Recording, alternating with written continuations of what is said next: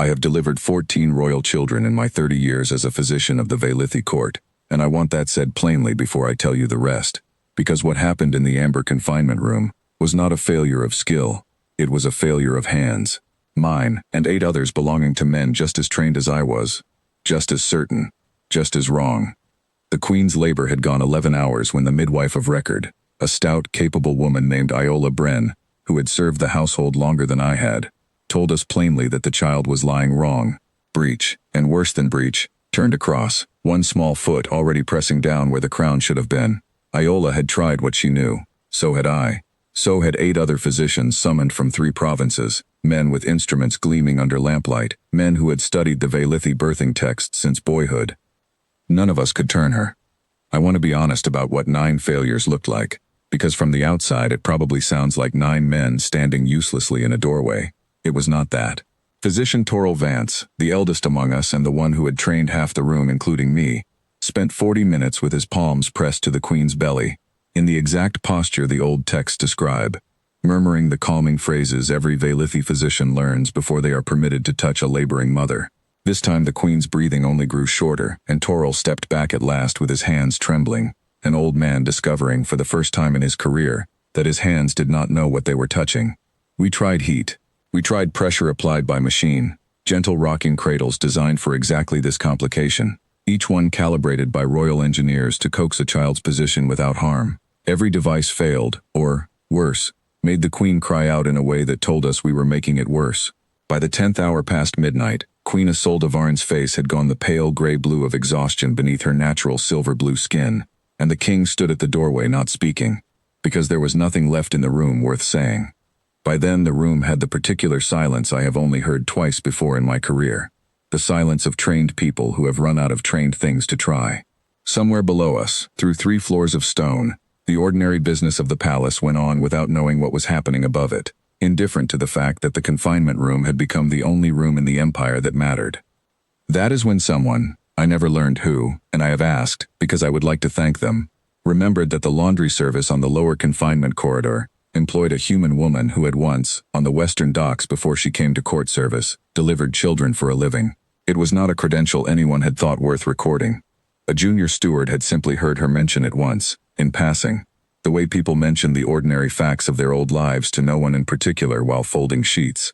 Her name was Wren Calder. She was carrying a basket of scorched linens down the servants' passage when they found her, and she did not understand at first why 2 guards were pulling her by the elbow toward the royal wing. She told me later she thought she was being blamed for something. I remember exactly how she came into that room, not rushing, not announcing herself.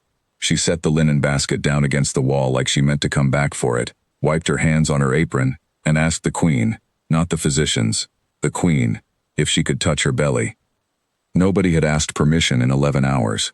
I noticed that even as it embarrassed me to notice it, Toril had asked the room's machines 100 questions that night. Not one of us had thought to ask the Queen herself whether she wanted a stranger's hands on her.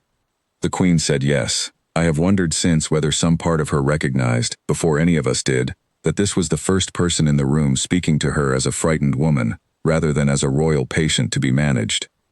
Wren knelt at the bedside the way a woman kneels who has knelt at 100 bedsides before, unhurried, unbothered by the 8 of us crowded behind her with our instruments useless in our hands. She laid both palms flat and still against the Queen's belly and simply waited, no device, no heat, no machine, until she found, by feel alone, the shape of the small foot pressing wrong, and beneath it, the round, hard weight of a head that had never once been where we swore it was. "Your engineers were measuring the wrong side," she said, not unkindly, like she was noting the weather. Then she did the part I have turned over in my mind every night since. She did not use tools. She used her hands, one flat against the Queen's side to hold steady, the other working slow, patient half-turns timed to the rhythm of the Queen's own breathing, waiting out each contraction rather than fighting it, coaxing rather than forcing, the way I imagine a woman turns bread dough she has turned 10,000 times and no longer thinks about.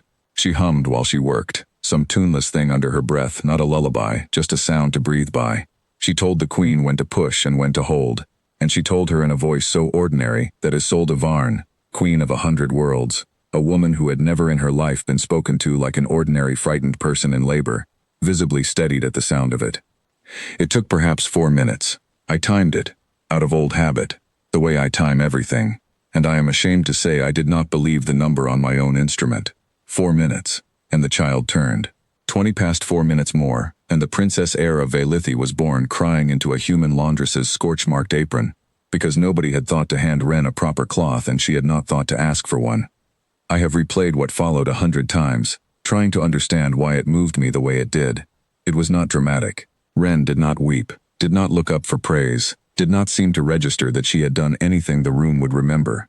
She wrapped the child, laid her against the queen's chest, said something quiet I did not hear, and then, this is the part none of us expected, she picked her linen basket back up off the floor like she meant to finish her rounds.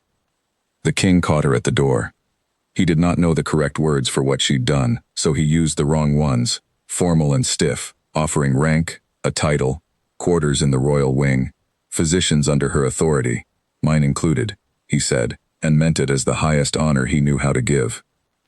Wren looked at the basket in her hands, and then at the door, and said she'd rather keep doing the wash if it was all the same to him, but she wouldn't mind checking in on the birthing wing now and again, if anyone wanted her to.